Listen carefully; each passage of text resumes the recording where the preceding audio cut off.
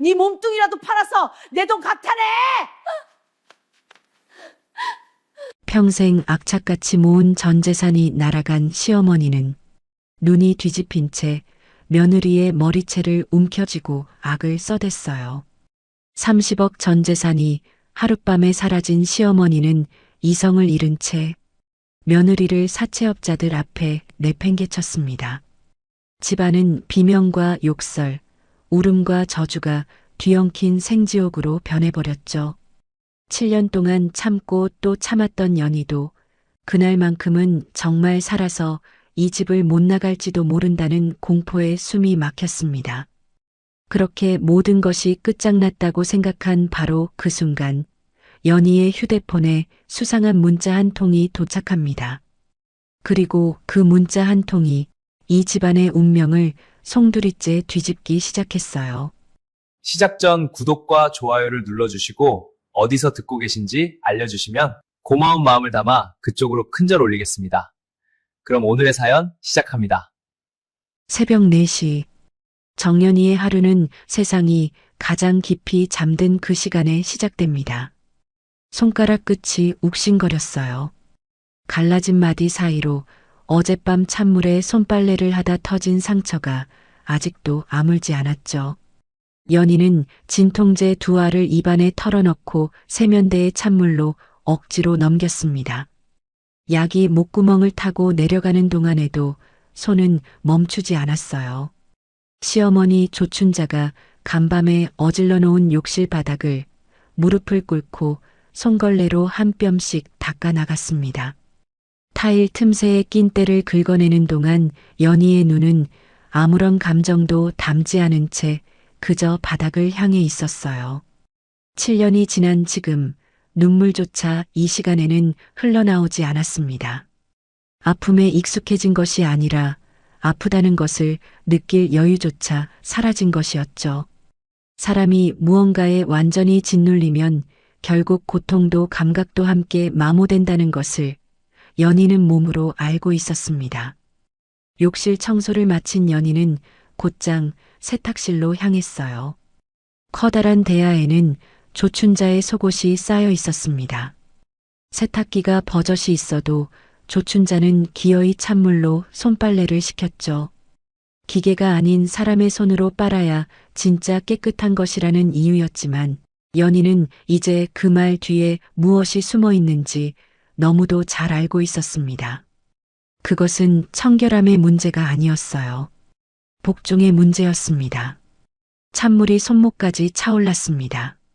갈라진 손가락 마디가 물에 닿는 순간 날카로운 통증이 팔 전체로 퍼졌지만 연희는 입술을 꾹 깨문 채 빨래를 계속했어요. 차가운 물속에서 연희의 손은 점점 붉게 물들어갔고 하얀 거품 사이로 핏기가 번졌습니다. 손등의 핏줄이 시퍼렇게 도드라지도록 빨래를 비비고 또 비볐어요. 아침 6시 연희는 12첩 반상을 상 위에 차려냈습니다. 된장찌개를 끓이고 나물 3가지를 무치고 생선을 구워내고 밥을 2번 뒤섞어 윤기가 돌게 했어요. 모든 그릇의 간격을 자로 잰 듯 맞추고 나서야 조춘자의 방문을 조심스럽게 두드렸습니다. 조춘자는 가운을 걸치고 느릿느릿 식탁으로 나왔어요. 부스스한 머리를 손으로 쓸어 올리며 앉더니 숟가락을 들어 국을 한 모금 떠서 입에 넣었습니다. 이내 그 얼굴이 일그러졌죠. 이게 뭐야? 국이 미지근하잖아. 그 말이 끝나기도 전에 숟가락이 날아왔습니다. 연희의 손등을 정확히 내리쳤고 쇠붙이의 충격이 뼈속까지 전해졌어요. 연희는 아무 말 없이 고개를 숙였습니다. 이 집에서 7년을 살며 배운 유일한 것은 맞받아치는 말이 언제나 더 큰 대가를 치른다는 것이었으니까요. 다시 끓여와.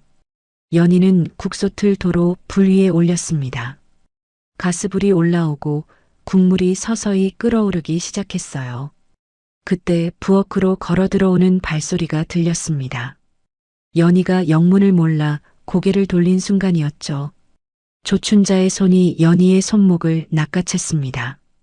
그리고 부글부글 끓어오르는 국솥을 향해 연희의 손을 그대로 밀어 넣었어요. 비명도 지르지 못했습니다. 뜨거운 국물이 손등과 손가락을 핥히는 찰나 연희는 이를 악물었어요. 겨우 손을 빼냈을 때 피부는 이미 붉게 달아올라 물집이 부풀어 오르고 있었습니다. 살인자 딸년이라 손끝이 차서 국이 자꾸 식는 거야. 내 피가 원래 그 모양이거든. 조춘자는 아무 일도 없었다는 듯 식탁으로 돌아가 앉았어요. 연희는 화상 입은 손으로 바닥에 엎질러진 뜨거운 국물을 닦았습니다. 손이 떨렸어요. 눈물이 차올랐지만 소리는 나오지 않았습니다. 소리 없는 눈물이 닦아도 퍼져나가는 국물 위로 뚝뚝 떨어졌죠. 살인자 딸년. 7년째 듣는 말이었어요. 처음에는 그 말이 칼처럼 베었지만 이제는 그 칼이 살 속에 박혀 굳어버린 것처럼 연희는 그 말을 의심하지 않게 되어 있었습니다. 7년 전 그날 밤이 떠올랐어요. 비가 세차게 쏟아지던 밤이었습니다. 남편 민석이 술 냄새를 풍기며 현관문을 열고 들어오던 그 순간 연희는 무언가 잘못되었다는 것을 직감했어요. 민석의 얼굴은 핏기가 없었고 눈빛은 잔뜩 겁에 질려 있었습니다. 그리고 곧이어 시어머니 조춘자와 남편 민석이 함께 낯선 노인을 부축해 들어왔어요. 연희의 친정아버지였습니다. 아버지는 의식이 없었어요. 이마와 팔에서 피가 흘렀고 숨소리는 가늘고 불규칙했습니다. 연희는 비명을 지르며 달려갔어요. 아버지, 아버지. 이게 어떻게 된 거예요? 어머님, 아버지한테 무슨 일이 있었던 거예요? 시어머니 조춘자는 아버지를 빈방 바닥에 내려놓으며 딱 잘라 말했습니다. 사돈이 운전하다 사고를 냈어. 사람이 다쳤고. 연희는 그 말이 귀에 들어오는 순간 온몸이 굳는 것 같았어요. 그러나 정신을 붙잡고 목소리를 높였습니다. 그러면 피해자는요? 지금 이러고 있으면 어떡해요? 경찰에 신고는 했어요? 연희가 떨리는 손으로 휴대폰을 집어드는 순간이었습니다. 시어머니 조춘자가 불같이 달려들더니 연희의 손목을 잇는 힘껏 비틀었어요. 야, 너 우리 집안 망신낼 작정이야? 우리 집안은 살인자하고 절대 못 엮여. 신고할 거면 당장 그 아비 데리고 이 집에서 나가. 시어머니 조춘자의 눈빛은 서슬 퍼렇게 번뜩였습니다. 연희는 그 기세에 눌려 뒷걸음질 쳤어요. 시선이 아버지에게 향했습니다. 핏기 없는 얼굴로 가쁘게 숨을 쉬는 아버지를 보는 순간 연희의 다리에서 힘이 빠졌죠. 어쩔 줄을 몰라 멍하니 서 있는 연희를 향해 조춘자는 한 발짝 더 다가서더니 목소리를 한층 낮게 깔았습니다. 지금 정신도 못 차리고 저골로 누워있는 노인네를 감옥에 쳐넣을 거야. 그게 딸이 할 짓이야? 연희는 입술이 떨렸습니다. 아버지를 감옥에 보낼 수는 없었어요. 아무것도 판단할 수 없었고 아무것도 알 수 없었습니다. 그 혼란 속에서 조춘자의 목소리만이 또렷하게 파고들었죠. 방법은 하나야. 너희 시아버지 간이 얼마 못 간다는 거 너도 알잖아. 네가 간 이식만 해주면 네 아비 일은 우리가 평생 모른 척 해줄게. 아무 일도 없었던 걸로 해주는 거야. 그 말이 연희의 귀에 꽂히는 순간 연희는 자신의 인생이 그 자리에서 끝나는 소리를 들었습니다. 결국 연희는 수술대에 올랐어요. 간의 일부를 시아버지에게 이식하는 수술이었습니다. 수술은 무사히 끝난 것처럼 보였지만 시아버지는 이식 후 얼마 지나지 않아 합병증으로 세상을 떠났죠. 시어머니 조춘자는 그 죽음마저 연희의 탓으로 돌렸습니다. 간을 떼줬으면 제대로 떼줬어야지. 썩은 간을 갖다 바쳐서 우리 영감을 죽인 거야. 살인자 집안 피가 어디를 가겠어. 연희는 그 말을 묵묵히 들었어요. 수술 후유증으로 조금만 무리해도 숨이 가빠졌고 옆구리는 날이 서늘해지면 찢어지는 듯이 아팠습니다. 그러나 시어머니 조춘자는 조금도 달라지지 않았죠. 간 좀 떼줬다고 유세야. 밥값도 제대로 못하는 것이. 수술 후유증도 이 집에서는 아무런 이유가 되지 않았어요. 연희는 여전히 새벽에 일어나 하루를 시작했고 몸이 버텨주는 한 쉬지 않았습니다. 쉰다는 것은 이 집에서 허락된 단어가 아니었으니까요. 요양원에 누워있는 아버지를 생각할 때마다 연희는 가슴 한편이 오그라드는 것 같았습니다. 아버지가 사람을 치고 달아난 뺑소니범이라는 사실을 연희는 7년째 믿어왔어요. 면회를 갈 때마다 아버지의 차갑고 가느다란 손을 꼭 잡고 속으로 되뇌었습니다. 아버지 대신 내가 벌을 받고 있다고, 아버지가 지은 죄를 내가 갚고 있다고. 그 믿음이 연희를 하루하루 버티게 했어요. 그리고 그 믿음이 연희를 이 지옥에 7년 동안 묶어두었습니다. 남편 민석은 더 가관이었어요. 살인범 딸년이랑 사느라 재수가 옴붙었다며 외박을 밥 먹듯이 했고 도박빚을 지고 들어와 연희에게 소리를 질렀습니다. 연희가 아무리 굽혀도 민석의 눈에 연희는 인간 이하의 존재에 불과했죠. 그리고 시어머니 조춘자는 아버지의 치료비 명목으로 연희의 친정 재산을 하나둘씩 가로챘습니다. 논밭이 팔렸고 작은 집이 사라졌어요. 연희가 유일하게 간직하던 아버지와의 단 한 장의 사진도 연희가 시장에 나간 사이 조춘자의 손에 찢겨나갔습니다. 돌아와 바닥에 흩어진 사진 조각을 주워들던 날, 연희는 자신에게 남은 것이 아무것도 없다는 것을 처음으로 실감했어요. 연희는 화상 입은 손을 행주로 감싸며 싱크대 앞에 멍하니 서 있었습니다. 창밖으로 아침 해가 서서히 떠오르고 있었어요. 세상은 아무렇지도 않은 듯 환하게 빛났지만 연희의 7년은 그 빛이 한 번도 닿지 않은 곳에서 흘러가고 있었습니다. 오늘 하루도 이렇게 시작되는 것이었죠. 나중에 돌이켜보면 모든 것은 그 주차장에서 시작되었습니다.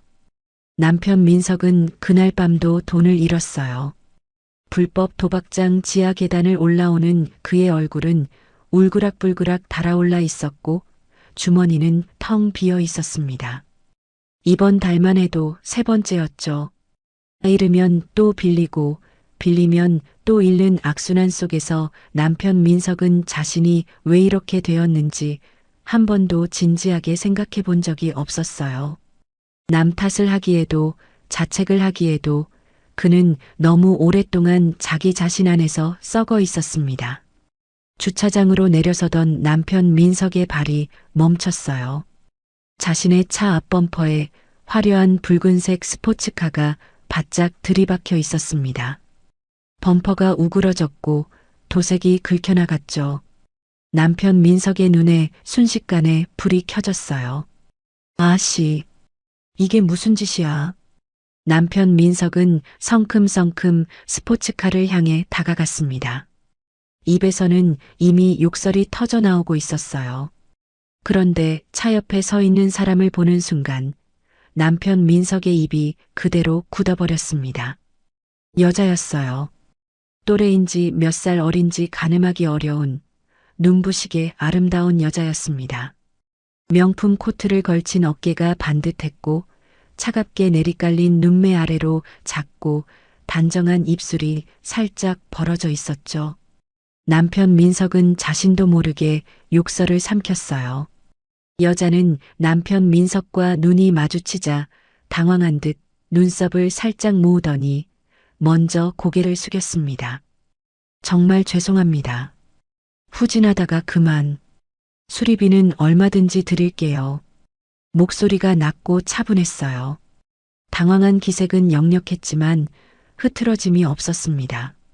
남편 민석은 우그러진 범퍼를 힐끗 내려다보다가 다시 여자를 바라보았죠.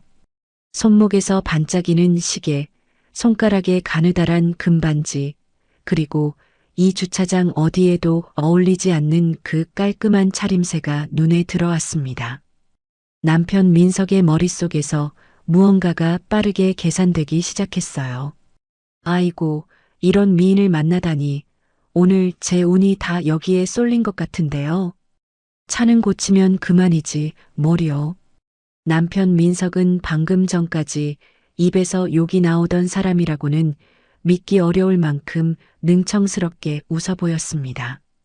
여자는 잠시 남편 민석을 바라보다가 치명적인 미소를 입가에 띄었죠. 제니는 코트 안주머니에서 명함 하나를 꺼내 두 손으로 공손하게 건넸어요. 정말 멋지신 분이네요. 이런 상황에서 이렇게 여유로우신 분은 처음 뵙는 것 같아요. 다음에 제가 꼭 커피라도 대접하고 싶은데요. 남편 민석은 명함을 받아들었습니다. 자산관리법인 대표이사 제니. 남편 민석은 그 이름을 손가락으로 한번 훑쳤어요. 그날 밤 남편 민석은 오랫동안 명함을 바라보았습니다. 며칠 후 제니에게서 먼저 연락이 왔어요. 고급 레스토랑을 예약했다는 문자였습니다. 남편 민석은 옷장에서 가장 좋은 옷을 꺼내 입고 나갔죠. 식사 자리에서 제니는 자신이 운용하는 자산 규모를 자연스럽게 흘렸고 남편 민석은 속으로 침을 삼키며 겉으로는 태연한 척했어요. 식사가 끝날 무렵 제니는 커다란 쇼핑백을 밀어주었습니다. 수백만 원짜리 명품 지갑이었죠. 별거 아니에요. 그날 많이 놀라셨을 텐데 작은 사과 선물이에요. 남편 민석은 그 순간 자신이 하늘이 내려준 행운을 만났다고 확신했습니다. 도박판에서 수백만 원을 날리던 그날 밤 하늘이 이 여자를 보내준 것이라고. 남편 민석의 눈에서 이성이 서서히 빠져나가기 시작했어요. 둘은 빠르게 가까워졌습니다. 제니는 남편 민석에게 아낌없이 선물을 쏟아부었고 남편 민석은 그 손길이 닿을 때마다 자신이 특별한 사람이 된 것 같은 착각에 빠졌죠. 얼마 지나지 않아 남편 민석은 제니를 시어머니 조춘자에게 데려왔어요. 어머니, 이 사람이 제가 말씀드린 제니예요. 자산관리 전문가예요. 시어머니 조춘자는 제니가 들고 온 황금빛 열쇠 모양의 선물 상자를 보는 순간 눈빛이 달라졌습니다. 제니는 공손하게 두 손으로 상자를 건네며 부드럽게 웃었고 시어머니 조춘자는 그 자리에서 제니의 손을 덥석 잡았어요. 우리 집안을 다시 일으킬 귀인이 왔구만. 그날부터 시어머니 조춘자와 남편 민석의 눈에는 제니밖에 보이지 않았습니다. 연희는 그 모든 광경을 부엌 문틈 너머로 바라보았어요. 제니가 드나들기 시작한 이후로 이 집의 공기가 달라졌다는 것을 연희는 온몸으로 느끼고 있었습니다. 어디가 어떻게 달라졌는지 설명할 수 없었지만 등줄기를 타고 흐르는 싸늘한 서늘함은 지울 수가 없었죠. 어느 날 제니는 연희가 부엌에서 나오는 것을 보더니 시어머니 조춘자에게 고개를 기울이며 물었어요. 저 아줌마는 누구예요? 시어머니 조춘자는 연희를 향해 눈 한 번 주지 않고 대답했습니다. 그냥 돈 안 드는 식모야. 걔 취급해도 돼. 제니는 연희를 아래 위로 한번 훑어보더니 아무 말 없이 고개를 돌렸어요. 연희는 그 시선을 등으로 받으며 조용히 부엌으로 다시 들어갔습니다. 손이 떨렸죠. 하지만 지금 이 집에서 연희의 떨리는 손을 눈여겨보는 사람은 아무도 없었어요. 제니는 그 이후로도 시어머니 조춘자의 환심을 사는데 정성을 쏟았습니다. 올 때마다 명품 가방과 고급 항과 상자를 들고 왔고 시어머니 조춘자와 나란히 앉아 이런저런 이야기를 나누며 시어머니 조춘자의 웃음을 이끌어냈죠. 시어머니 조춘자가 그렇게 오래 웃는 것을 연희는 7년 동안 단 한 번도 본 적이 없었어요. 그리고 어느 날 오후 제니는 시어머니 조춘자에게 무심한 듯 슬쩍 말했습니다.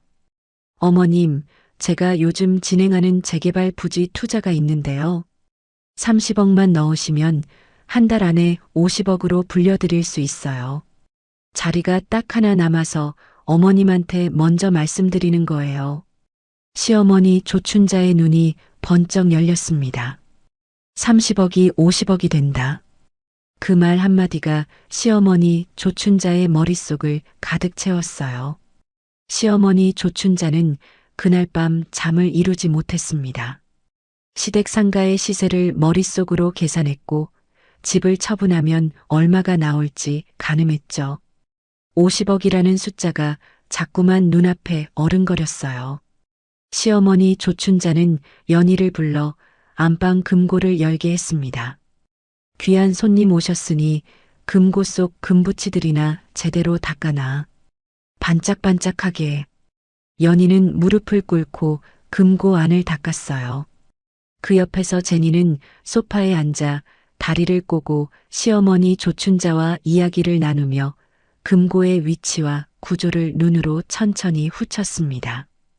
그 시선이 얼마나 세심하고 집요했는지 금고 문을 닫던 연희만이 어렴풋이 느낄 수 있었죠.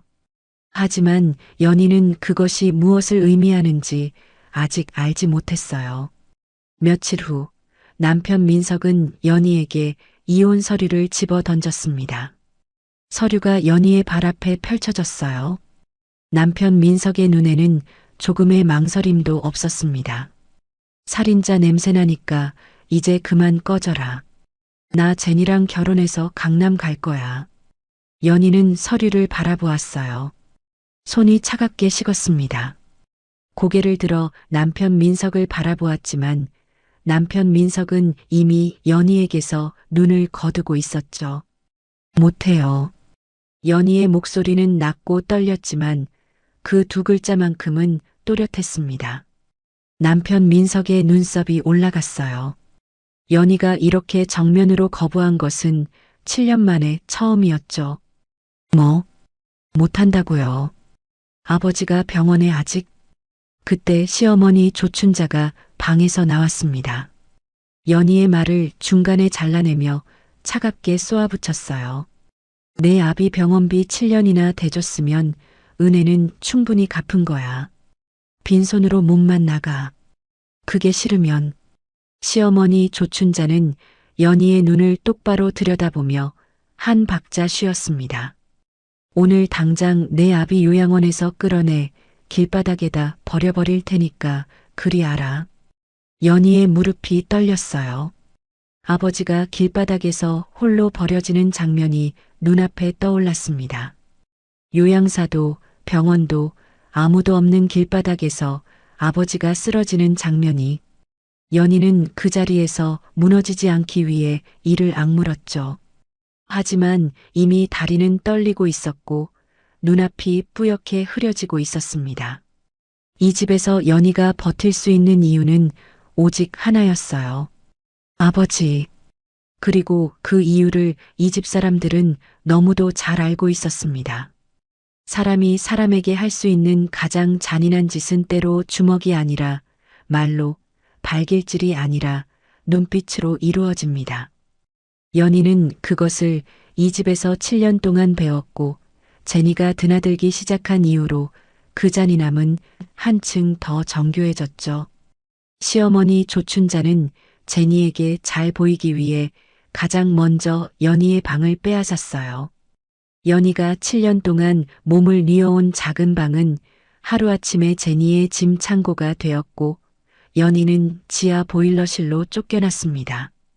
보일러실은 낮에도 햇빛이 들지 않았어요. 곰팡이 냄새가 벽에 배어 있었고 밤이면 보일러 돌아가는 소리가 귓속을 파고들었죠. 시어머니 조춘자는 낡은 담요 한 장을 던져주며 말했습니다. 제니 빨래랑 청소는 내가 전담해. 귀한 손님 불편하면 안 되니까. 연희는 아무 말 없이 담요를 받아들었어요.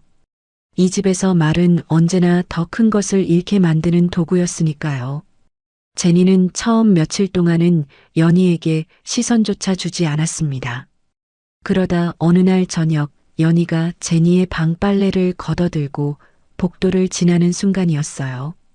제니가 연희의 귀에 바짝 다가서더니 낮고 또렷하게 속삭였습니다. 남편 뺏기니까 어때? 넌 평생 그렇게 살다 죽을 팔자야. 숨이 턱 막혔어요. 제니의 입술 끝에는 비웃음이 걸려 있었습니다. 연희는 아무 말도 하지 못하고 그대로 복도를 빠져나왔죠. 손에 들린 빨래가 무겁게 느껴졌어요. 아니, 빨래가 무거운 것이 아니었습니다. 가슴이 무거웠죠. 밤이 되면 더 힘들었습니다. 지하 보일러실 얇은 벽 너머로 안방에서 제니와 남편 민석의 웃음소리가 흘러내려왔어요. 낮고 달콤한 웃음소리가 보일러 소음 사이사이로 선명하게 파고들었습니다. 연희는 차가운 시멘트 바닥에 무릎을 끌어안고 앉아 그 소리를 들었죠. 눈물이 흘렀습니다. 소리 없이 그저 흘렀어요. 닦지도 않은 채로 그냥 두었습니다. 이 지하실에서 눈물을 닦을 이유조차 없었으니까요. 그 무렵 시어머니 조춘자는 투자금을 마련하기 위해 눈에 불을 켜고 있었어요. 상가 처분 이야기를 법무사와 나누고 집 담보대출 서류를 준비하면서 시어머니 조춘자는 연희를 불렀습니다. 내 명의로 된 시골 땅 있지. 거기 인감 찍어. 연희는 멈췄어요. 그 땅은 친정아버지가 연희 이름으로 남겨준 유일한 재산이었습니다. 아버지가 아프기 전 딸의 미래를 걱정하며 등기를 옮겨두었던 작은 땅이었죠. 연희는 고개를 들었어요. 어머님, 그 땅만은. 뭐라고? 시어머니 조춘자의 눈빛이 순식간에 날카로워졌습니다. 한 번만 더 말해봐. 그럼 당장 내 아비 요양원 원장한테 전화해서 오늘부로 퇴원시키라고 할 테니까. 연희의 입이 다물어졌어요. 가슴 속에서 무언가가 천천히 끊어지는 소리가 들리는 것 같았습니다. 연희는 떨리는 손으로 인감을 찍었죠. 도장이 종이에 닿는 순간 눈에서 눈물 한 방울이 뚝 떨어졌어요. 시어머니 조춘자는 그것을 보고도 서류만 챙겨 방으로 들어갔습니다. 이제 연희에게는 아무것도 남지 않았어요. 그리고 며칠 후 연희는 생애 가장 깊은 굴욕을 맛보았습니다. 제니가 거실 소파에 앉아 시어머니 조춘자와 이야기를 나누던 중이었어요.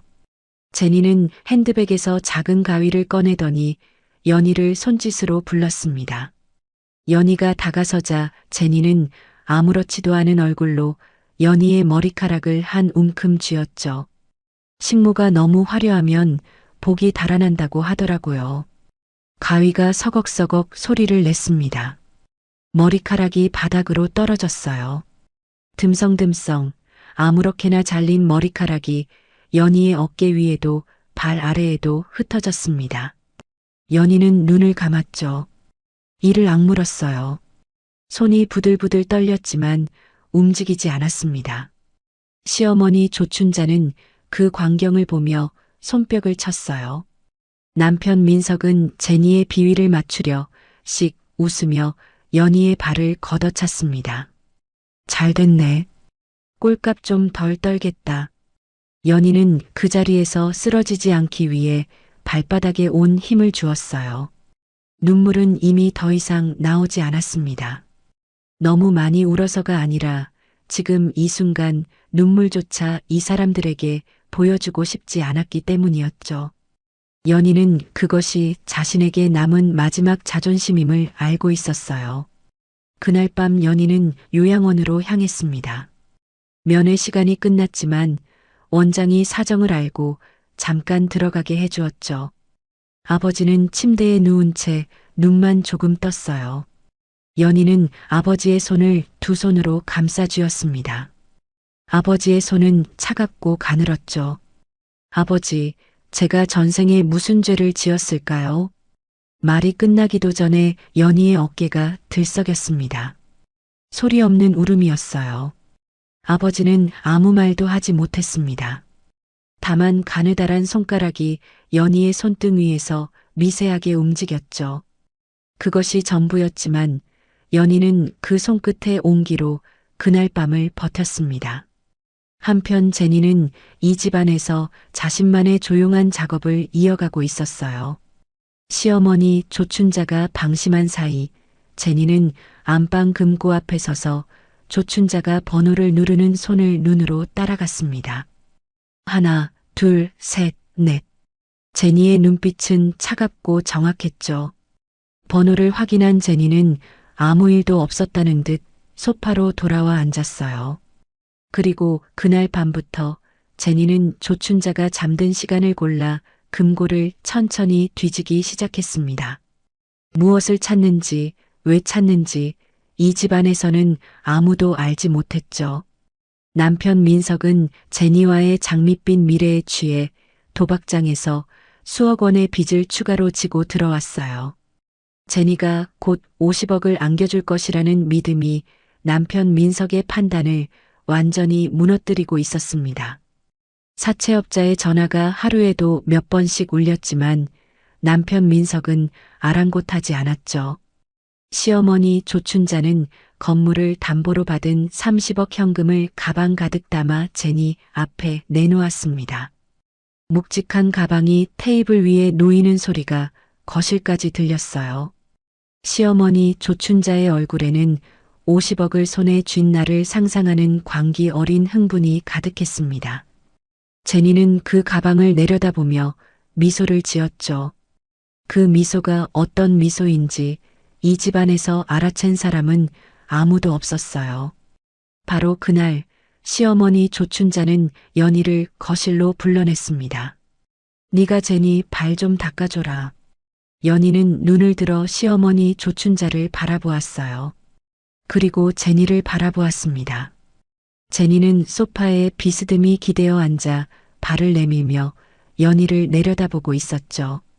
연희는 천천히 무릎을 꿇었습니다. 무릎이 바닥에 닿는 순간 눈앞이 아득해졌어요. 따뜻한 물에 적신 수건으로 제니의 발을 닦기 시작했습니다. 손이 떨렸지만 멈추지 않았죠. 제니는 연희의 등에 발을 슬쩍 올렸어요. 이 감촉이 참 좋네. 넌 평생 내 발판이나 해라. 시어머니 조춘자가 웃었습니다. 남편 민석도 웃었죠. 연희는 고개를 숙인 채 그 웃음소리를 들었어요. 등 위에 올려진 제니의 발이 느껴졌습니다. 뜨겁지도 차갑지도 않은 그냥 무거운 무게였죠. 연희는 눈을 감았습니다. 더 이상 버티는 것이 무슨 의미인지 알 수 없었어요. 아버지를 위해 버텨왔지만 이 집에서 연희에게 남겨진 것은 이제 굴욕뿐이었습니다. 마음 깊은 곳에서 어두운 생각이 차오르기 시작했죠. 이대로 모든 것을 놓아버리고 싶다는 생각이 물이 차오르듯 천천히 가슴을 가득 채워왔어요. 연희는 그 밤 생애 가장 깊은 절망의 늪 속으로 가라앉고 있었습니다. 30억이라는 돈은 사람의 눈을 멀게 합니다. 평생 악착같이 모아온 돈이 2배가 된다는 말 앞에서 시어머니 조춘자는 이미 판단력을 잃은 지 오래였어요. 욕심이라는 것은 참 무서운 것이어서 한번 불이 붙으면 스스로 타오르다 결국 자기 자신을 태워버리고 마는 법이죠. 그리고 그 불길 속에서 가장 먼저 보이지 않게 되는 것은 언제나 자기 앞에 놓인 진실이었습니다. 제니는 시어머니 조춘자를 은행으로 데려갔어요.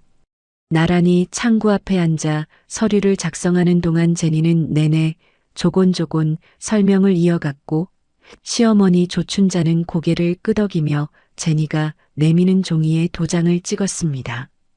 제니가 미리 만들어둔 법인 계좌로 30억을 이체하게 만드는 절차였지만 시어머니 조춘자의 눈에는 그 법인 이름이 무엇인지 대표자가 누구인지 들어오지 않았죠.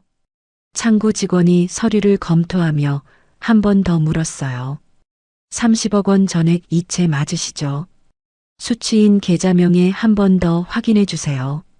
시어머니 조춘자는 안경도 쓰지 않은 채 서류를 대충 훑더니 거침없이 대답했습니다. 맞아요. 맞으니까 빨리빨리 해줘요. 직원이 다시 한번 신중하게 진행하겠다며 잠깐 기다려달라고 했지만 시어머니 조춘자는 손을 내저었어요. 50억이 한 달 안에 들어온다는 생각이 머릿속을 가득 채우고 있었으니 지금 이 절차가 얼마나 중요한지 생각할 틈이 없었습니다.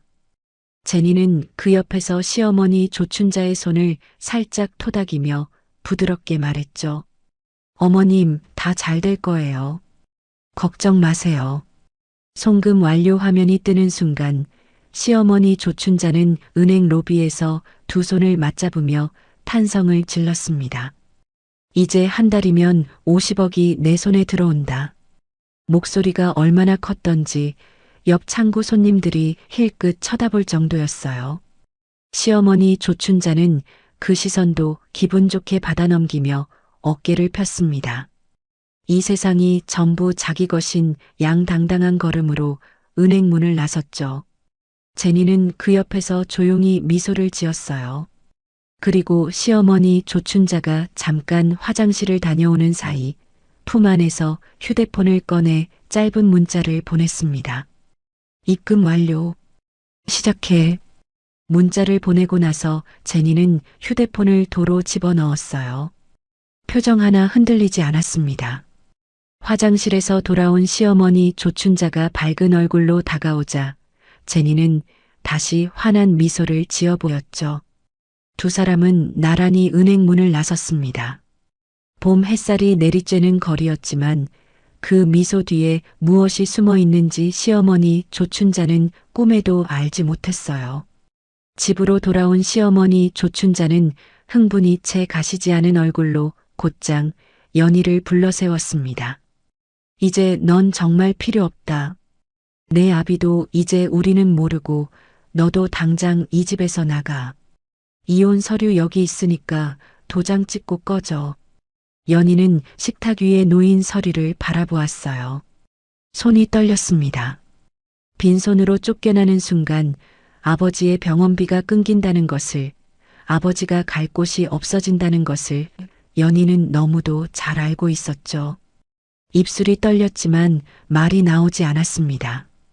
7년 동안 이 집에서 버텨온 이유가 오직 하나였는데 그 하나가 지금 무너지려 하고 있었어요. 연희는 서류 앞에 서서 눈을 내리깔았습니다. 도장을 찍으면 끝이었죠. 도장을 찍지 않으면 아버지가 길바닥으로 내몰립니다. 어느 쪽이든 연희에게 남는 것은 없었어요. 그때였습니다. 제니가 시어머니 조춘자의 팔을 가볍게 잡으며 말했죠. 어머님, 잠깐만요. 이 식모는 제가 좀 더 데리고 놀겠어요. 아직 쓸 데가 있거든요. 시어머니 조춘자는 잠시 연희를 바라보다가 이내 고개를 끄덕였습니다. 그래, 내 마음대로 해라. 어차피 곧 내보낼 거니까. 연희는 그 자리에서 고개를 숙였어요. 쫓겨나지 않은 것이 다행인지 더 붙들린 것이 불행인지 구분할 수 없었습니다. 다만 제니의 그 말 속에 무언가 낯선 온도가 섞여 있다는 것을 연희는 어렴풋이 느꼈죠. 차갑지도 뜨겁지도 않은 설명하기 어려운 무언가였어요.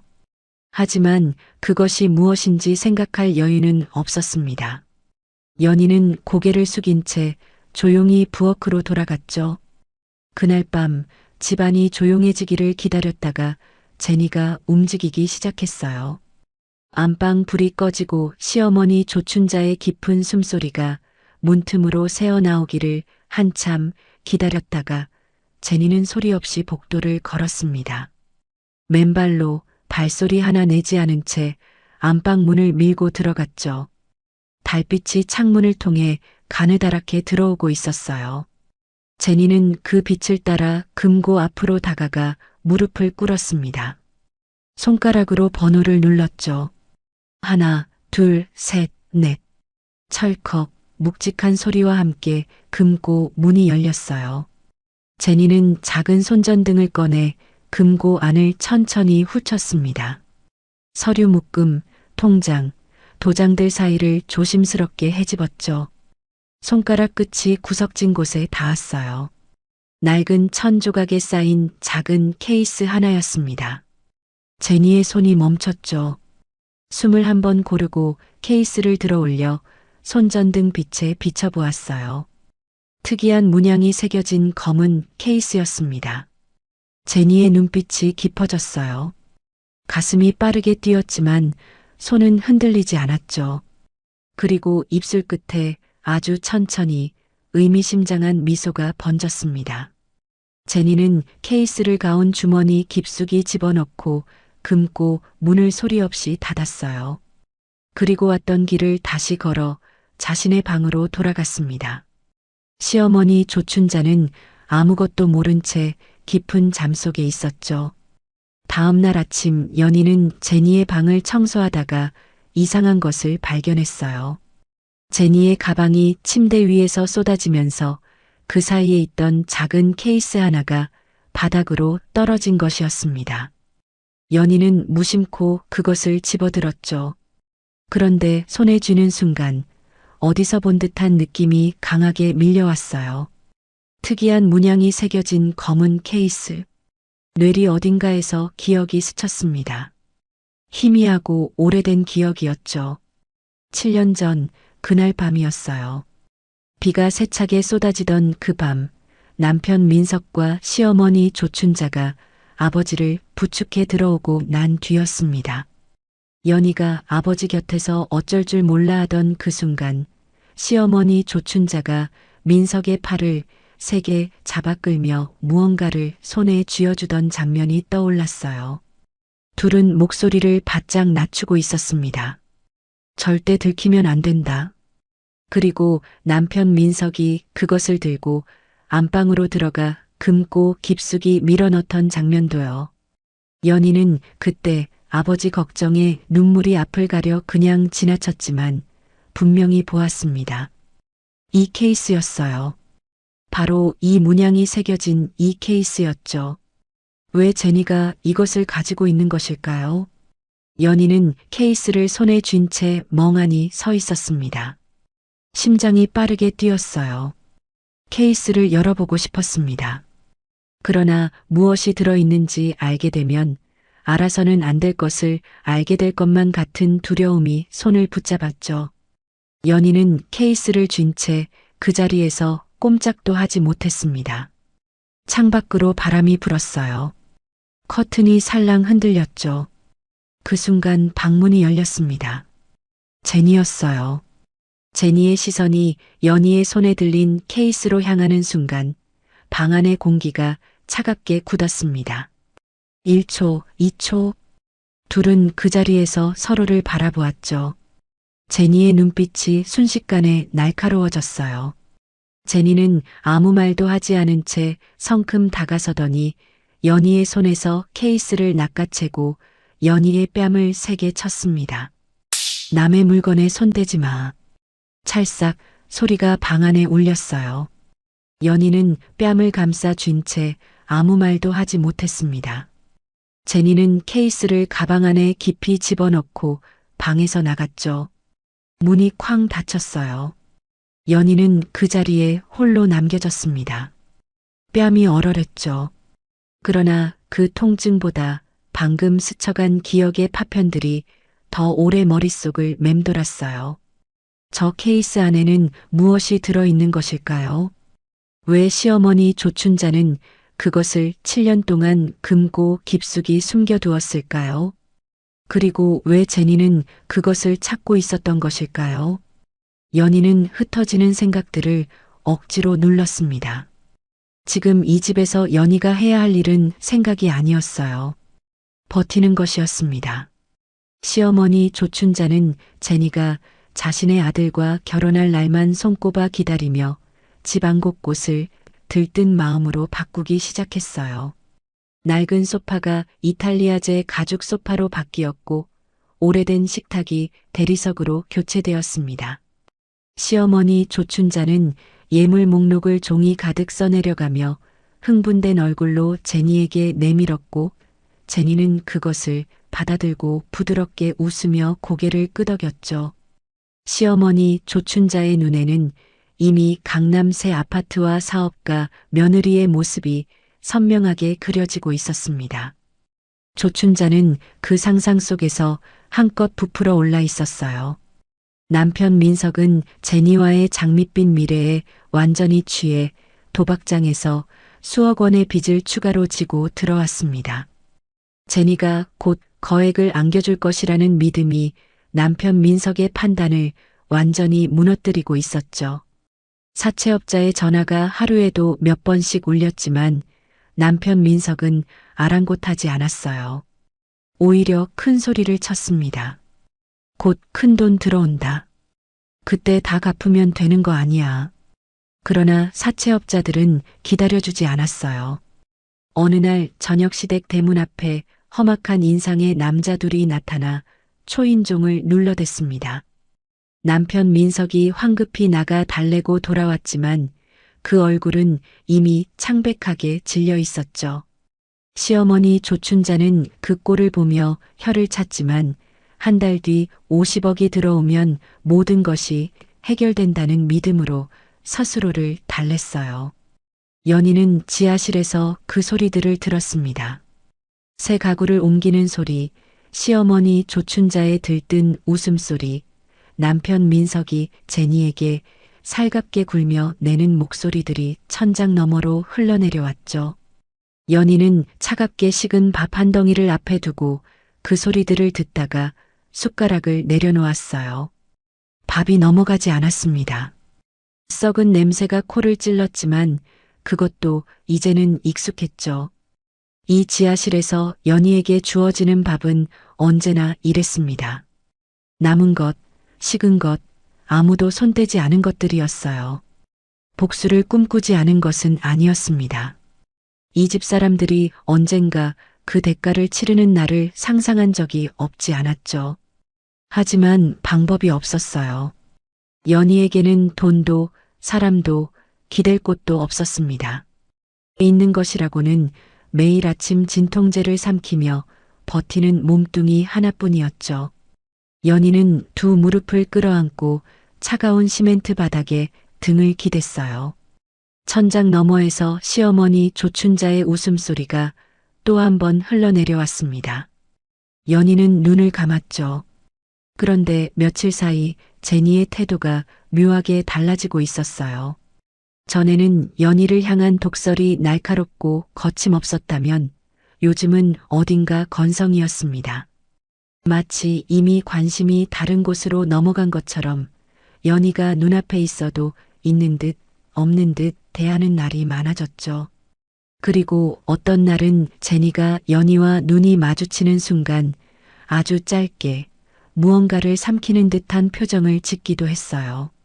뭐라고 설명할 수 없는 감정이었습니다. 도끼도 아니고 그렇다고 연민도 아닌 그 사이 어딘가에 무언가였죠. 연희는 그것이 무엇인지 알 수 없었어요. 다만 오랫동안 매서운 바람이 불다가 갑자기 잠잠해지는 것처럼 태풍이 오기 직전 모든 것이 숨을 죽이는 것처럼 이 집 안에 무언가가 지금 크게 뒤집히려 하고 있다는 것만은 온몸으로 느낄 수 있었습니다. 무엇이, 어떻게, 언제. 그것은 알 수 없었죠. 다만 연희는 그 밤 지하실 차가운 바닥에 홀로 앉아 오랫동안 꺼져 있던 눈빛 속에서 무언가가 아주 작게 그러나 분명히 다시 깜빡이는 것을 느꼈어요. 그것이 희망인지 예감인지 연희는 아직 알지 못했습니다. 모래 위에 지은 집은 결국 무너집니다. 아무리 화려하게 쌓아 올려도 아무리 단단해 보여도 그 밑바닥이 거짓으로 이루어져 있다면 언젠가는 반드시 허물어지고 맙니다. 시어머니 조춘자가 평생 쌓아온 것들이 바로 그러했어요. 그리고 그 무너지는 소리는 아무도 예상하지 못한 어느 날 아침에 찾아왔습니다. 제니가 약속한 50억 배당일이 코앞으로 다가왔어요. 시어머니 조춘자는 그날 새벽부터 들떠서 잠을 이루지 못했습니다. 50억이 계좌에 찍히면 제일 먼저 무엇을 할지 머릿속으로 그림을 그렸죠. 강남 아파트, 새 차, 고급 옷, 상상만으로도 입가에 미소가 번졌어요. 시어머니 조춘자는 아침 일찍 제니에게 전화를 걸었습니다. 신호가 갔죠. 그런데 받지 않았어요. 다시 걸었습니다. 또 받지 않았죠. 시어머니 조춘자는 이상하다 싶으면서도 아직은 대수롭지 않게 여겼어요. 바쁜 사람이니 나중에 연락이 오겠거니 했습니다. 그러나 오전이 지나고 오후가 되어도 제니에게서는 아무런 연락이 없었죠. 시어머니 조춘자는 초조함을 감추며 남편 민석에게 전화해 보라고 했어요. 남편 민석도 연락이 되지 않는다고 했습니다. 그제야 시어머니 조춘자의 얼굴에서 미소가 사라지기 시작했죠. 시어머니 조춘자는 외투를 걸치고 제니의 사무실로 향했어요. 제니가 처음 명함을 건넬 때 찍혀 있던 주소였습니다. 택시를 타고 달려가 건물 앞에 내렸을 때 시어머니 조춘자는 그 자리에서 굳어버렸죠. 사무실 문에는 다른 업체의 간판이 붙어 있었어요. 인테리어 회사였습니다. 시어머니 조춘자는 문을 열고 들어가 직원에게 물었죠. 이 자리에 자산관리 회사가 있지 않았느냐고. 직원은 고개를 갸웃거리며 대답했어요. 자신들이 이 공간을 임차한 것은 2달도 더 됐다고, 그 전에 어떤 회사가 있었는지는 모르겠다고. 시어머니 조춘자는 그 말을 듣는 순간 다리에 힘이 풀렸습니다. 벽을 붙잡으며 간신히 서서 비명에 가까운 소리를 질렀죠. 그년이 어디로 간 거야? 내 돈 30억이 어디 있어? 직원들이 놀라 쳐다보았지만 시어머니 조춘자의 눈에는 아무것도 들어오지 않았어요. 휴대폰을 꺼내 제니에게 다시 전화를 걸었습니다. 이번에는 연결조차 되지 않았죠. 없는 번호라는 안내 음성이 흘러나왔어요. 시어머니 조춘자는 그 자리에 주저앉아 머리를 쥐어뜯었습니다. 입에서 신음인지 비명인지 구분할 수 없는 소리가 새어나왔죠. 시어머니 조춘자가 비틀거리며 집으로 돌아왔을 때 상황은 이미 걷잡을 수 없이 번져 있었어요. 시댁 건물 앞에 험악한 인상의 남자들이 여럿 몰려와 있었습니다. 사채업자들이었죠. 그들은 건물 유리문에 빨간 딱지를 붙이며 소리를 질러댔어요. 지나가던 사람들이 멈춰서서 구경했습니다. 시어머니 조춘자는 그 광경을 보며 눈앞이 하얗게 변해가는 것을 느꼈죠. 남편 민석은 그날 오후 유치장에서 풀려나왔어요. 사채업자들과 몸싸움이 붙었다가 경찰에 끌려간 것이었습니다. 시어머니 조춘자는 파출소 앞에서 민석을 붙잡고 멱살을 흔들었죠. 제니, 그년이 돈 들고 튀었다. 30억이 다 날아갔어. 이게 다 네 때문이야. 남편 민석은 그 말을 한동안 알아듣지 못하는 것 같았어요. 멍한 얼굴로 시어머니 조춘자를 바라보다가 천천히 고개를 저었습니다. 그럴 리 없어요. 제니가 그럴 사람이 아니에요. 분명히 무슨 이유가 있을 거야. 이유가 뭐가 있어? 연락도 안 되고 사무실도 없어졌는데. 남편 민석은 시어머니 조춘자를 뿌리치고 제니를 찾으러 뛰어나갔습니다. 제니가 자주 가던 카페, 둘이 함께 갔던 레스토랑, 제니가 처음 명함에 적어준 주소. 남편 민석은 그 모든 곳을 미친 듯이 뛰어다녔죠. 그러나 제니는 어디에도 없었어요. 처음부터 없었던 사람처럼 흔적조차 남기지 않고 사라져 있었습니다. 지쳐서 골목 어귀에 멈춰서 있는 남편 민석에게 사채업자 2명이 다가왔죠. 그리고 그날 밤 남편 민석은 사채업자들에게 붙잡혀 흠씬 두들겨 맞고 집으로 끌려왔어요. 퉁퉁 부은 얼굴로 현관문을 열고 들어서는 남편 민석을 보며 시어머니 조춘자는 눈물도 나오지 않았습니다. 이미 눈물이 마를 만큼 울었죠. 시어머니 조춘자는 분노를 쏟을 곳이 필요했어요. 그리고 그 분노는 언제나처럼 연희에게로 향했습니다. 이게 다 내년이 재수가 없어서 그런 거야. 살인자 딸년이 이 집에 들어온 날부터 재수가 없었어. 시어머니 조춘자는 연희의 멱살을 잡고 지하실로 끌고 내려가더니 문을 잠가버렸죠. 밥도 물도 들여보내지 않았어요. 연희는 차가운 시멘트 바닥에 쭈그려 앉아 그 어둠 속에서 하루를 버텼습니다. 목이 탔죠. 배가 고팠어요. 그러나 몸의 고통보다 아버지 병원비가 끊길지도 모른다는 공포가 더 크게 연희를 짓눌렀습니다. 이튿날 아침 시어머니 조춘자가 지하실 문을 열었어요. 연희는 비틀거리며 일어나 시어머니 조춘자의 발 앞으로 다가가 무릎을 꿇었습니다. 어머님, 제발 아버지 병원비만은 끊지 말아주세요. 저는 어떻게 되어도 괜찮아요. 아버지만. 시어머니 조춘자는 그 모습을 내려다보며 코웃음을 쳤죠. 내 아비 병원비. 오늘부로 끊었다. 당장 길바닥에 버려버릴 테니까 죽든 말든 내 알 바 아니야. 그 말이 연희의 가슴을 뚫고 들어왔습니다. 아버지가 길바닥에 버려지는 장면이 눈앞에 생생하게 그려졌어요. 아무도 없는 길가에서, 아무도 거들떠보지 않는 곳에서 아버지가 혼자 쓰러지는 장면이, 연희는 그 순간 이성이 무너지는 것을 느꼈습니다. 시어머니 조춘자의 발을 붙잡으며 소리 없이 통곡했죠. 어깨가 들썩였어요. 말이 나오지 않았습니다. 그저 흐느끼는 소리만 지하실 벽에 부딪혀 되돌아왔죠. 바로 그날 오후 사채업자들이 다시 들이닥쳤어요.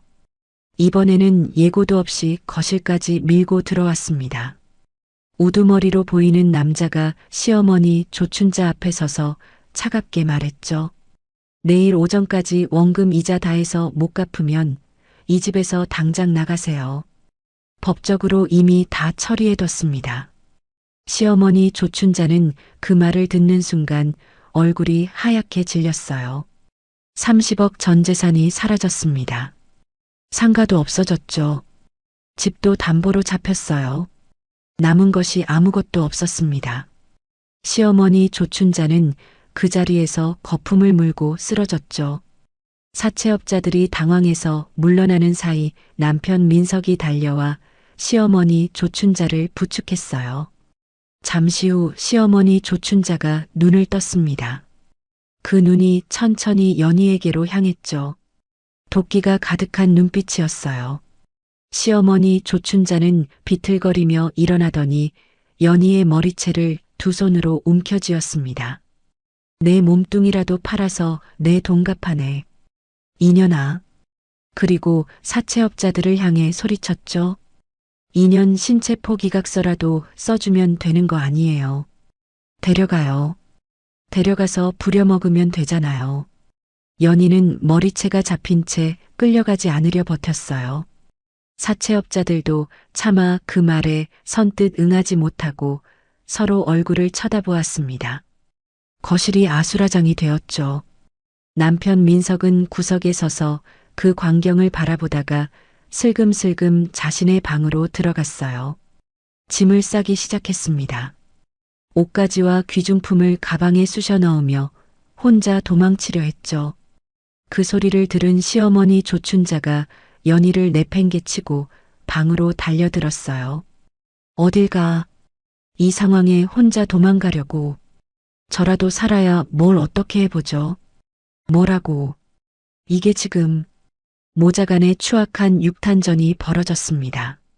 서로 멱살을 잡고 소리를 질러댔죠. 짐가방이 바닥에 쏟아졌어요. 옷가지들이 여기저기 흩어졌습니다. 사채업자들은 혀를 차며 내일 아침까지 기다리겠다는 말만 남기고 돌아갔죠. 그 소란이 잠잠해진 것은 밤이 깊어서였어요. 창밖에서는 비바람이 몰아치기 시작했습니다. 연희는 거실 한쪽에 쭈그려 앉아 있었죠. 머리가 쑤셨어요. 온몸이 떨렸습니다. 더 이상 버틸 수 있을지 알 수 없었죠. 아버지의 얼굴이 떠올랐어요. 요양원 침대에 누워 가느다랗게 숨을 쉬는 아버지의 얼굴이. 연희는 눈을 감았습니다. 그때 연희의 손 안에서 휴대폰이 진동했어요. 화면을 보았습니다. 모르는 번호였죠. 문자 한 통이었어요. 오늘 밤 10시. 거실 TV 앞으로 와. 연희는 그 문자를 몇 번이고 다시 읽었습니다. 누구인지 알 수 없었어요. 하지만 어딘가에서 느껴지는 낯익은 감각이 있었죠. 연희는 비바람 소리가 가득한 어둠 속에서 그 문자를 손에 쥔 채 멍하니 앉아 있었습니다. 거실에는 시어머니 조춘자의 낮은 신음소리와 연희의 가느다란 흐느낌이 뒤섞여 떠돌았어요. 그리고 그 위로 비바람이 창문을 세차게 두드렸습니다. 밤 10시가 되었습니다. 비바람은 더욱 거세졌어요. 창문이 흔들렸고 처마 끝에서 빗물이 굵은 줄기로 쏟아졌습니다. 연희는 지하실 구석에 앉아 손 안의 휴대폰을 바라보았죠. 문자를 받은 지 2시간이 지났지만 그 짧은 문장이 여전히 눈앞에 어른거렸어요. 오늘 밤 10시. 거실 TV 앞으로 와. 누구인지 알 수 없었습니다. 하지만 이미 잃을 것이 아무것도 없는 사람에게 두려움이 무슨 의미가 있을까요? 연희는 천천히 일어났어요. 무릎이 욱신거렸습니다. 지하실 계단을 한 칸씩 올라갔죠. 거실은 어수선했어요. 낮에 벌어진 소란의 흔적이 고스란히 남아 있었습니다. 쏟아진 짐가방이 한쪽에 널브러져 있었고 소파 위에는 시어머니 조춘자가 부은 눈으로 기대어 앉아 있었죠. 남편 민석은 방 안에 틀어박혀 나오지 않았어요. 시어머니 조춘자는 연희가 거실로 올라오는 것을 보더니 벌떡 일어나 머리채를 낚아챘습니다. 어딜 기어 올라와. 너라도 팔아서 내 돈 30억 찾아내야겠다. 시어머니 조춘자의 손이 연희의 얼굴로 향하려는 순간이었어요. 대문 쪽에서 소리가 들렸습니다. 묵직하고 당당한 발소리였죠. 그리고 시댁 대문이 천천히 열렸어요. 제니였습니다. 사라졌던 제니가 경호원들을 좌우에 거느리고 당당히 걸어 들어왔어요. 우산도 쓰지 않은 채였습니다. 빗속에서도 흐트러짐 하나 없는 모습이었죠. 검은 코트가 빗물에 조금 젖었지만 제니는 그것을 아랑곳하지 않았어요.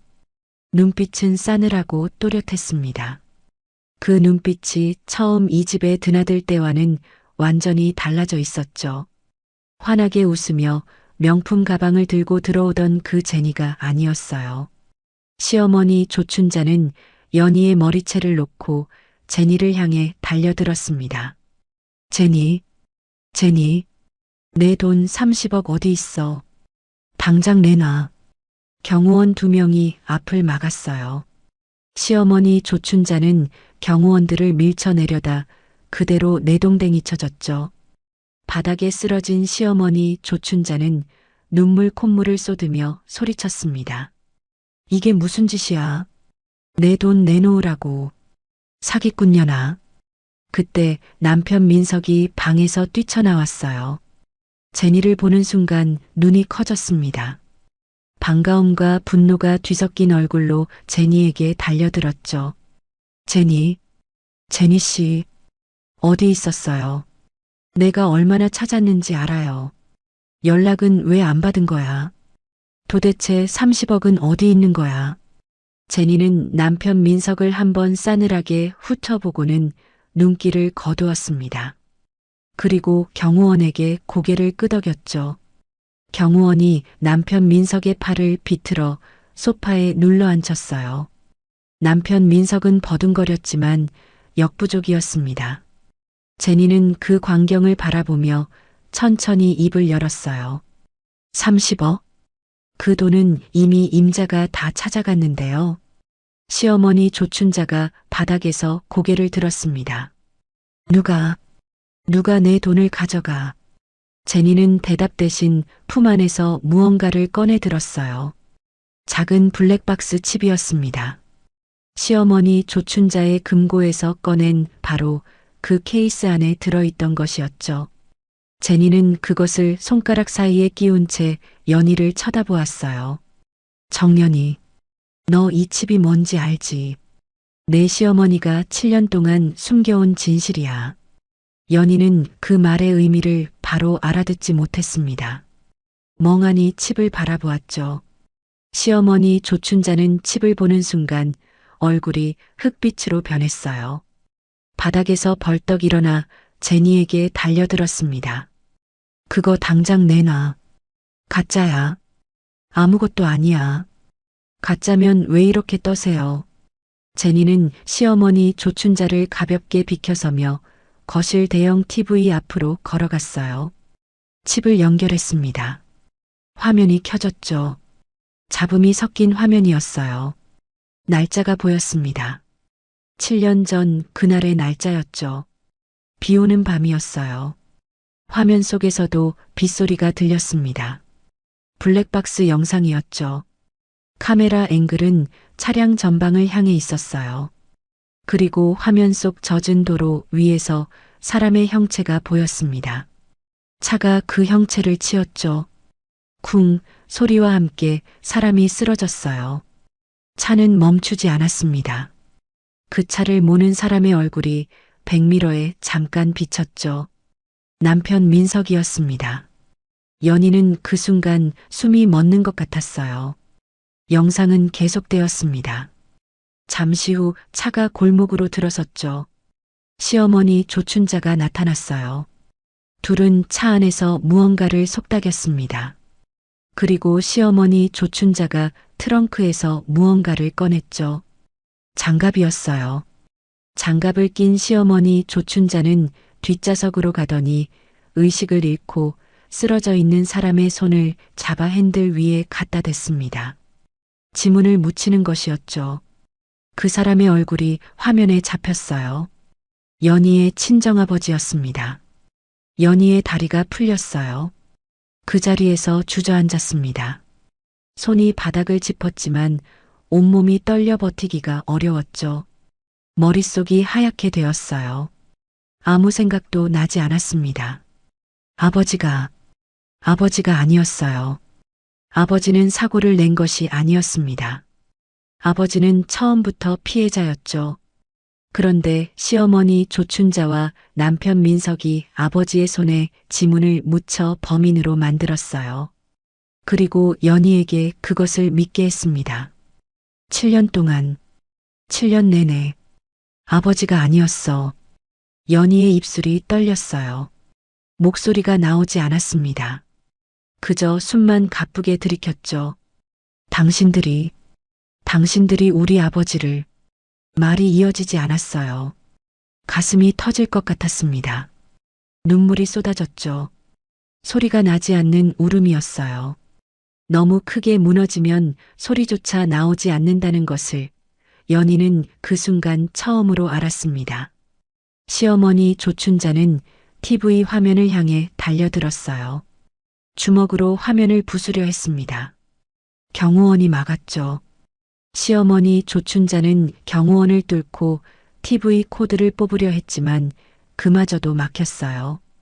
결국 바닥에 무릎을 꿇고 소리를 질렀습니다. 조작이야. 조작된 영상이야. 믿으면 안 돼. 남편 민석은 소파에 눌린 채 화면을 바라보았어요. 얼굴이 사색이 되어 있었습니다. 눈빛이 흔들렸죠. 입술이 달싹였지만 아무 말도 나오지 않았어요. 부인할 수 없었습니다. 화면 속의 얼굴은 너무도 선명했죠. 연희는 바닥을 짚은 손에 천천히 힘을 주었어요. 떨리는 팔로 몸을 일으켰습니다. 무릎이 후들거렸지만 쓰러지지 않았죠. 고개를 들었어요. 눈물이 범벅이 된 얼굴로 시어머니 조춘자를 바라보았습니다. 시어머니 조춘자는 그 눈빛과 마주치는 순간 움찔했죠. 7년 동안 한 번도 본 적 없는 눈빛이었어요. 무너진 사람의 눈빛이 아니었습니다. 이제 막 무언가를 결심한 사람의 눈빛이었죠. 세상에는 두 종류의 복수가 있습니다. 분노로 달려드는 복수와 오랜 시간을 견디며 준비한 복수. 그리고 그 두 가지 중 끝까지 살아남는 것은 언제나 후자였죠. 제니는 7년을 기다렸습니다. 그 기다림이 마침내 이 거실에서 완성되고 있었어요. 제니는 바닥에서 일어나려는 연희의 팔을 조심스럽게 잡았습니다. 처음으로 느껴보는 온기였죠. 이 집에서 7년 동안 연희의 팔을 잡은 손은 언제나 차갑고 거칠었어요. 끌어당기거나 비틀거나 내동댕이 치는 손이었습니다. 그런데 지금 제니의 손은 달랐죠. 조용하고 단단했어요. 연희를 일으켜 세우는 손이었습니다. 제니는 연희와 눈을 맞추었어요. 그리고 처음으로 진심이 담긴 목소리로 말했습니다. 언니 미안해. 많이 힘들었지. 이제 다 끝났어. 연희는 그 말을 듣는 순간 눈물이 또 쏟아질 것 같았어요. 그러나 더 이상 눈물이 남아있지 않았습니다. 그저 제니의 눈을 바라보았죠. 그 눈 안에 담긴 것이 연기가 아니라는 것을 연희는 직감으로 알 수 있었어요. 시어머니 조춘자는 바닥에서 거친 숨을 몰아쉬며 둘을 번갈아 바라보았습니다. 언니, 언니라고. 너 지금 이식모년이랑 한패야. 제니는 시어머니 조춘자를 향해 돌아섰어요.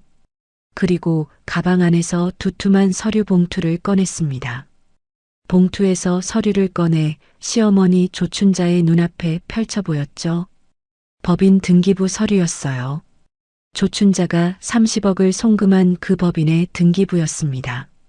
어머님이 30억을 보내주신 이 법인이요. 대표자 이름 한번 읽어보세요. 시어머니 조춘자는 서류를 낚아채듯 집어들었어요.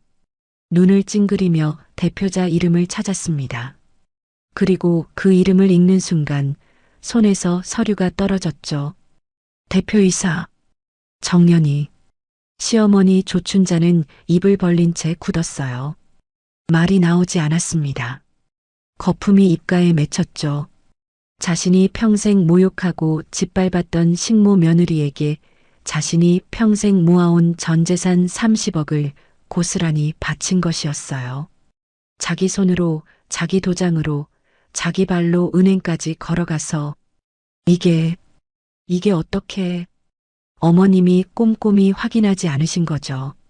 창구 직원이 대표자 이름 확인해달라고 했을 때 안경도 안 쓰고 그냥 도장 찍으셨잖아요. 제니의 목소리는 차갑고 또렷했습니다. 그 법인은 제가 연희 언니 이름으로 미리 만들어둔 거예요. 어머님 돈이 들어오는 순간 연희 언니 계좌로 이미 다 분산됐어요. 합법적으로요. 시어머니 조춘자는 그 말을 듣는 순간 경련이 일어난 듯 온몸을 부르르 떨었죠. 그러더니 바닥에 쓰러지며 거품을 물었어요. 남편 민석이 달려와 시어머니 조춘자를 부축했지만 이미 의식이 흔들리고 있었습니다. 연희는 그 광경을 바라보며 아무런 감정도 느끼지 못했어요. 7년 전 아버지가 피를 흘리며 쓰러졌을 때 시어머니 조춘자는 이웃집에 들린다며 연희의 입을 막았습니다. 오늘 시어머니 조춘자가 쓰러지는 것을 바라보는 연희의 마음속에는 그저 텅 빈 고요함만이 있었죠. 제니는 연희의 옆에 나란히 서서 낮은 목소리로 말했어요. 언니, 사실 나는 7년 전 그 사고 피해자의 딸이야. 연희가 천천히 제니를 바라보았습니다. 그날 밤 차에 치인 사람이 우리 엄마였어. 엄마는 사고 직후에 돌아가셨어. 나는 범인을 찾는데 5년이 걸렸어. 블랙박스 칩이 이 집 금고에 있다는 걸 알아내는데 또 2년이 걸렸고, 연희는 말이 나오지 않았어요. 제니의 눈 안에서 그 긴 시간이 느껴졌습니다. 웃으면서 이 집을 드나들던 그 시간들이 얼마나 혹독한 기다림이었는지가. 나도 알아. 언니한테 너무 모질게 했어. 조춘자가 의심하지 못하게 하려면 언니를 진짜처럼 밟아야 했어. 그게 제일 미안해. 제니의 목소리가 처음으로 흔들렸죠. 연희는 그 흔들림을 느끼며 천천히 고개를 끄덕였습니다. 말이 필요하지 않았어요. 이 여자도 7년을 버텼습니다. 다른 방식으로, 다른 고통으로, 하지만 같은 시간을 견뎌왔죠. 바로 그때 대문이 다시 열렸어요. 제니가 미리 연락해둔 경찰이었습니다. 사복 형사 3명이 거실로 들어서며 신분증을 꺼내 보였죠. 김민석 씨, 조춘자 씨, 7년 전 뺑소니 사망사고 관련해서 임의동행 요청합니다. 남편 민석은 그 말을 듣는 순간 소파에서 벌떡 일어나 뒷문으로 달아나려 했어요. 경호원이 이미 그쪽을 막고 있었습니다. 남편 민석은 뒷걸음치다 벽에 등을 기댔죠. 눈빛이 사방을 훑었어요. 도망칠 곳이 없었습니다. 형사가 다가서자 남편 민석은 그 자리에 무너지듯 주저앉았죠. 어머니가 시킨 거예요. 내가 한 게 아니에요. 어머니가 다 계획한 거라고요.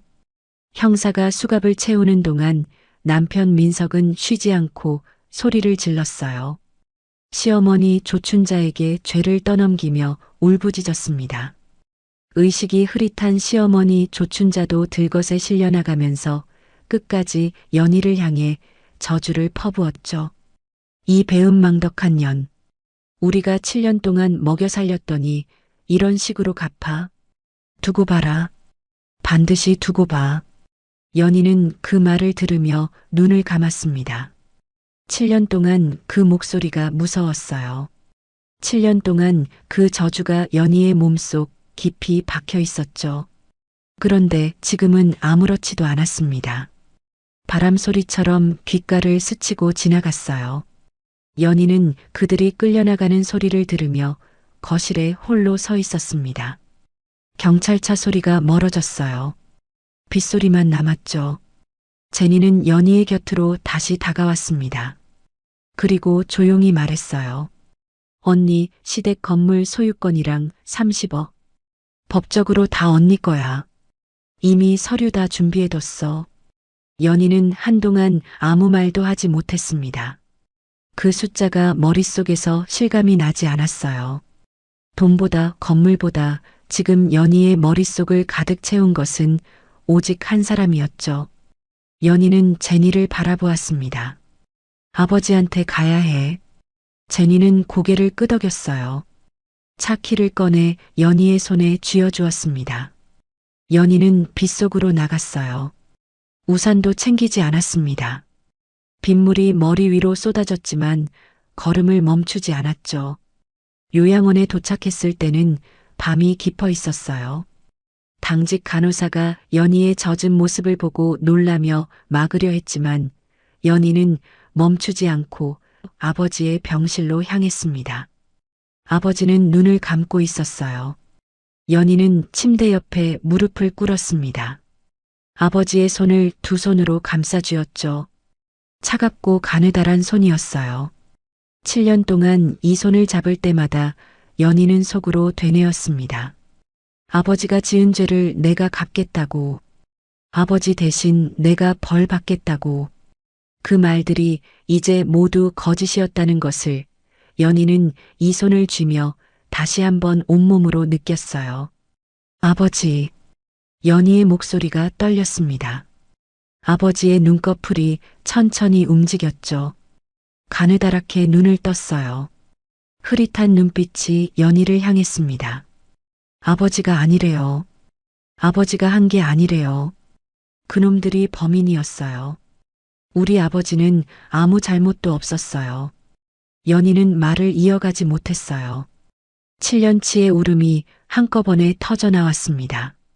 소리 없이 울던 그 모든 밤들이 지금 이 병실에서 소리가 되어 쏟아졌죠. 아버지의 손이 아주 천천히 연희의 손 위로 올라왔어요. 힘없는 손이었지만 그 온기만큼은 선명했습니다.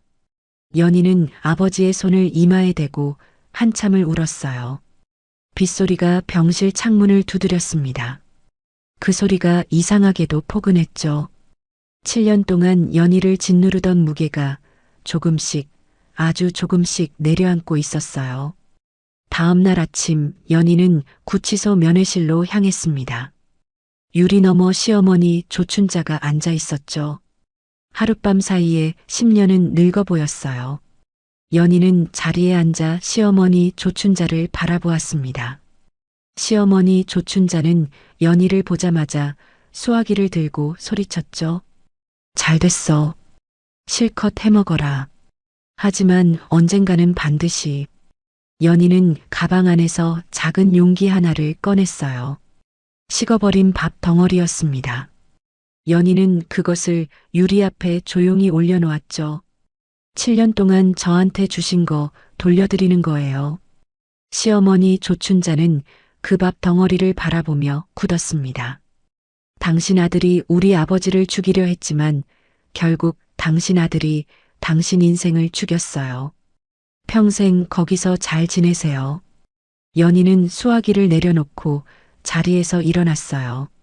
시어머니 조춘자가 유리를 두드리며 소리쳤지만 연희는 돌아보지 않았습니다. 걸음을 옮길 때마다 발바닥이 단단한 바닥을 딛는 느낌이 들었죠. 7년 만에 처음으로 연희는 자신의 두 발로 똑바로 서서 걷고 있었어요. 구치소 문을 나서자 제니가 기다리고 있었습니다. 두 사람은 말없이 나란히 섰죠. 피해자의 딸과 피해자의 딸이 이제는 서로를 구원한 자매로서 어깨를 맞댔어요. 봄 햇살이 구치소 담벼락 위로 넘어오고 있었습니다. 봄이 왔어요. 1년 전 이맘때 연희는 새벽 4시에 진통제를 삼키며 차가운 욕실 바닥을 닦고 있었습니다. 손가락이 갈라지고 무릎이 시렸죠. 그 새벽이 언젠가 끝날 것이라고는 생각하지 못했어요. 그런데 지금 연희의 새벽은 달랐습니다. 정원 끝에서 새소리가 들렸죠. 커튼 사이로 연한 햇살이 스며들었어요. 연희는 천천히 눈을 뜨며 그 빛을 바라보았습니다. 이 빛이 자신에게 허락된 것이라는 사실이 아직도 가끔은 낯설게 느껴졌죠. 연희는 부엌으로 내려갔어요.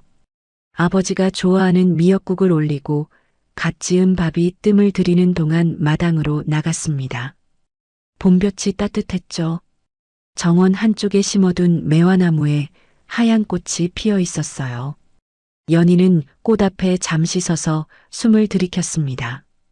꽃향기가 폐 깊숙이 들어왔죠. 7년 동안 이 집에서 연희가 맡은 냄새는 곰팡이와 썩은 밥과 보일러, 기름 냄새뿐이었어요. 봄꽃 냄새를 이렇게 온전히 맡아본 것이 얼마만인지 연희는 셀 수가 없었습니다. 2층 창문이 열리는 소리가 났어요. 연희야. 아버지의 목소리였습니다. 연희는 고개를 들었죠. 창문 너머로 아버지의 얼굴이 보였어요. 1년 전보다 혈색이 좋아졌습니다. 눈빛도 맑아졌죠. 연희가 손을 흔들었어요. 아침 다 됐어요. 내려오세요. 잠깐만. 나 혼자 내려간다. 연희는 가슴이 콩닥거렸습니다. 아버지는 요양원에서 나온 직후에는 두 발로 서는 것조차 힘들었죠. 그런데 지난 몇 달 동안 재활 치료를 받으며 조금씩 몸을 되찾고 있었어요. 계단을 혼자 내려오겠다는 말이 오늘 처음이었습니다. 연희는 현관 앞으로 달려가 문을 열고 기다렸죠. 잠시 후 계단을 한 칸씩 내려오는 발소리가 들렸어요. 느렸습니다. 힘겨웠죠. 그러나 멈추지 않았어요. 아버지가 계단 마지막 칸을 딛고 거실 바닥에 두 발을 올려놓는 순간 연희는 그만 눈물이 차올랐습니다. 아버지, 왜 울어? 밥 먹자. 아버지는 아무렇지도 않은 듯 손을 내밀었어요. 연희는 그 손을 잡았습니다. 1년 전보다 조금 더 따뜻해진 손이었죠. 둘은 나란히 식탁에 앉았어요. 아버지가 숟가락을 들어 미역국을 한 모금 떠서 입에 넣었습니다. 그리고 조용히 말했죠. 맛있다. 그 두 글자가 연희의 가슴 안쪽 깊은 곳을 건드렸어요. 아침 식탁에서 아버지에게 맛있다는 말을 들어본 것이 얼마만인지 연희는 국그릇을 내려다보며 입술을 꾹 눌렀습니다. 울지 않으려 했지만 눈물이 한 방울 국 위로 떨어졌죠. 왜 또 울어? 이제 그만 울어야지. 네, 안 울어요. 그러나 연희의 눈에서는 계속 눈물이 흘렀습니다. 아버지는 모른 척 밥을 먹었죠. 연희도 모른 척 밥을 먹었어요. 둘이 나란히 밥을 먹는 그 아침이 연희에게는 세상 어떤 것과도 바꿀 수 없는 것이었습니다. 식사를 마치고 설거지를 하는데 휴대폰이 울렸어요. 제니였습니다. 언니, 나 오늘 오후에 잠깐 들러도 돼? 그럼요. 와요. 제니는 두 손 가득 과일을 들고 왔죠. 아버지는 제니를 보더니 반갑게 손을 내밀었어요. 제니가 그 손을 두 손으로 잡았습니다. 셋은 정원에 나가 차를 마셨죠. 매화꽃 아래 작은 나무 탁자에 찻잔을 올려놓고 따뜻한 봄 햇살 아래서 한참을 이야기했어요. 제니는 어머니 이야기를 꺼냈습니다. 7년 전 그날 밤 비를 맞으며 퇴근하던 어머니가 차에 치여 돌아가신 이야기를, 사고 현장에 범인은 없었고 목격자도 없었고 어린 제니는 혼자 장례를 치러야 했다는 이야기를요. 제니의 목소리는 차분했지만 그 차분함 속에 얼마나 깊은 것들이 눌려 있는지 연희는 알 수 있었죠. 이제는 좀 놓아줄 수 있을 것 같아. 제니가 말했어요. 연희는 고개를 끄덕였습니다. 우리 같이 가요. 어머님 계신데. 다음 날 오전 둘은 제니 어머니의 묘소를 찾았어요. 연희는 두 손에 국화꽃을 안고 왔습니다. 비석 앞에 꽃을 올려놓고 무릎을 꿇었죠. 제니도 나란히 무릎을 꿇었어요. 봄바람이 불어와 꽃잎이 흔들렸습니다. 어머님, 저는 정연이에요. 제가 대신 사과드릴게요. 늦게 와서 죄송해요. 이제는 편히 쉬세요. 연희는 비석을 향해 깊이 절을 올렸어요. 제니는 한동안 비석을 바라보다가 낮게 속삭였습니다. 엄마, 다 끝났어. 나 이제 편해. 둘은 한참을 그 자리에 있었어요. 바람이 불고 꽃잎이 날리고 봄 햇살이 묘소 위로 내려앉았습니다. 슬픔이 없는 것은 아니었죠. 그러나 그 슬픔이 더 이상 사람을 짓누르지는 않았어요. 오래된 한이 천천히 봄바람에 실려 흩어지는 것 같았습니다. 연희와 제니가 함께 운영하는 유통회사는 그해 봄부터 자리를 잡아가고 있었어요. 연희는 살림을 꾸리는데 탁월했습니다. 7년 동안 한 푼도 허투루 쓰지 않는 법을 몸으로 익혔고 물건의 가치를 눈으로 판단하는 감각이 뛰어났죠. 제니는 사람을 읽는 눈과 사업 구조를 짜는 능력이 있었어요. 둘은 서로 부족한 것을 채워가며 회사를 키워나갔습니다. 지역 상인들이 연희를 알아보고 인사를 건넸죠. 믿을 수 있는 사람이라고, 같이 일하고 싶다고 했어요. 연희는 그 말들이 낯설었습니다. 7년 동안 자신은 식모였고 살인자 딸년이었으니까요. 그러나 낯설어도 기분이 나쁘지는 않았죠. 오히려 가슴 한편이 조용히 따뜻해졌어요. 시어머니 조춘자는 교도소에서 화병이 깊어져 정신건강 이상 판정을 받았습니다. 치료 감호소로 이송되었다는 소식이 들려왔죠. 남편 민석은 뺑소니, 치사죄와 증거 조작으로 무거운 형량을 선고받았어요. 오랫동안 사회에 나오지 못할 것이라고 했습니다. 연희는 그 소식을 들으며 아무런 통쾌함도 느끼지 못했죠. 그저 오랫동안 굳어있던 어깨가 조금 내려가는 것 같은 느낌이었어요. 어느 저녁 연희는 욕실 거울 앞에 섰습니다. 거울 속의 자신을 바라보았죠. 1년 전보다 얼굴에 살이 조금 붙었어요. 눈빛이 달라졌습니다.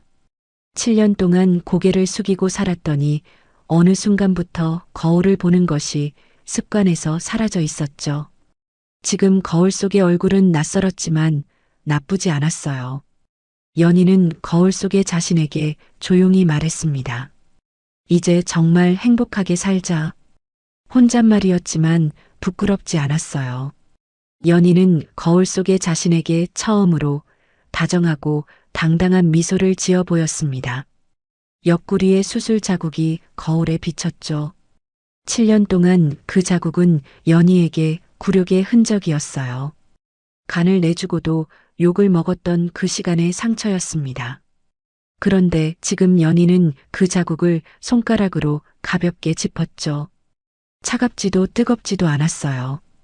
그저 그 자리에 있었습니다. 아버지를 지켜낸 자리에.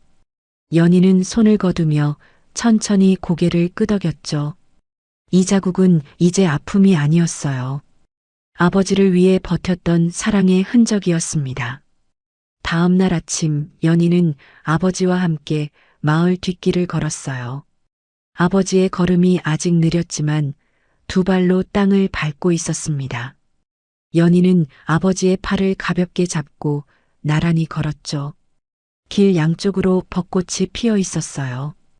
꽃잎이 바람에 날려 둘의 어깨 위로 내려앉았습니다. 아버지가 걸음을 멈추고 하늘을 올려다보았죠. 연희도 함께 올려다보았어요. 눈부시게 파란 하늘이었습니다. 아버지가 말했어요. 고맙다, 내 딸아. 고생 많았다. 연희는 그 말을 듣는 순간 걸음을 멈췄습니다. 아버지의 손을 꼭 쥐었죠. 목이 메었어요. 7년이었습니다. 7년 동안 기다려온 말이었죠. 이 말 한마디를 듣기 위해 연희는 새벽 4시에 일어났고 찬물에 손을 넣었고 뜨거운 국물에 손을 데웠고 머리카락을 잘렸고 발판이 되었어요. 그 모든 시간이 이 한마디 앞에서 비로소 의미를 가졌습니다. 연희는 아버지의 어깨에 살며시 기댔어요. 꽃잎이 또 날렸습니다. 봄 햇살이 두 사람의 등 위로 따뜻하게 내려쬐었죠. 연희의 눈에서 눈물이 흘렀어요. 그러나 이번 눈물은 달랐습니다. 7년 동안 흘렸던 그 눈물들과는 전혀 다른 눈물이었죠. 차갑지 않았어요. 따뜻했습니다. 정연이와 제니 씨의 이야기는 이렇게 끝납니다. 아니, 이렇게 시작됩니다.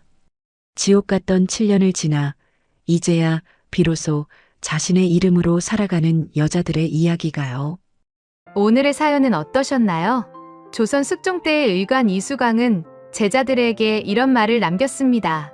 독초도 뿌리가 깊으면 봄에 다시 싹을 틔운다. 하물며 선한 사람의 마음이야 말할 것이 있겠느냐. 아무리 짓밟혀도 선한 뿌리를 가진 사람은 반드시 다시 일어선다는 뜻이었죠. 오늘 사연 속 연희도, 제니도 그랬어요. 한 사람은 7년 동안 지하 보일러실까지 내몰리면서도 아버지를 향한 마음을 끝내 놓지 않았고, 또 한 사람은 어머니를 잃은 슬픔을 7년의 기다림으로 버텨냈습니다. 서로 다른 고통이었지만 두 사람 모두 선한 뿌리를 지킨 덕분에 결국 봄을 맞이할 수 있었죠. 살다 보면 내가 얼마나 더 버텨야 하는지 알 수 없을 때가 있어요. 하지만 선한 뿌리를 가진 사람은 절대 그냥 꺾이지 않습니다. 여러분도 그렇습니다. 오늘 연희 씨와 제니 씨의 사연이 마음에 남으셨다면 댓글로 여러분의 생각을 들려주세요. 이 따뜻한 이야기가 더 많은 분들에게 전해질 수 있도록 구독과 좋아요로 함께 해주신다면 여러분의 하루에 좋은 일만 가득하실 거예요. 오늘도 들어주셔서 감사합니다. 건강하고 행복한 하루 보내시길 바랍니다.